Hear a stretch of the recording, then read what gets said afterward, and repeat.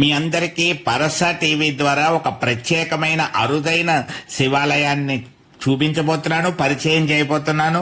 మరి మనం ఇది రావణ బ్రహ్మ శివాలయం అని చెప్పబడుతూ ఉంటుంది. మనం ఇప్పుడు ఎక్కడున్నామంటే కొవ్వూరు గోస్పాద క్షేత్రంగా పిలువబడేటువంటి గౌతమి తీర ప్రదేశంలో టోల్గేట్ రాజమండ్రి వెళ్ళడానికి దగ్గరగా ఉండేటువంటి రోడ్ కమ్ రైల్వే బ్రిడ్జికి సమీపంలో ఈ ఆలయం కనిపిస్తుంది. గోదావరి తీరంలో మంచి ప్రకృతి ప్రశాంతమైన వాతావరణంలో ఈ ఆలయం ఉంది.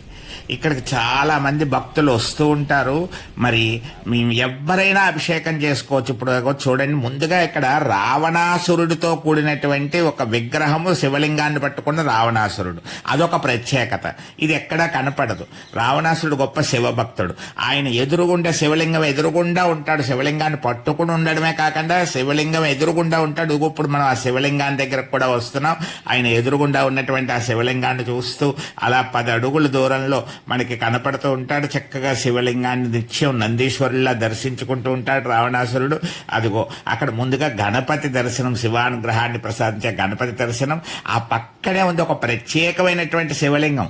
ఎందుకు ఇది ప్రత్యేకం అన్నామంటే, మరి ఇది చక్కగా బ్రహ్మసూత్ర శివలింగము అని చెప్పబడుతూ ఉంటుంది. బ్రహ్మసూత్రంతో కూడినటువంటి ఈ శివలింగాన్ని ఆరు బయట ఎవరైనా సరే అభిషేకం చేసుకునేందుకు వీలుగా ఏర్పాటు చేయబడింది. నీళ్లు కూడా అక్కడ తొట్టెలో సిద్ధంగా ఉంటాయి. ధారాపాత్ర ఉంటుంది.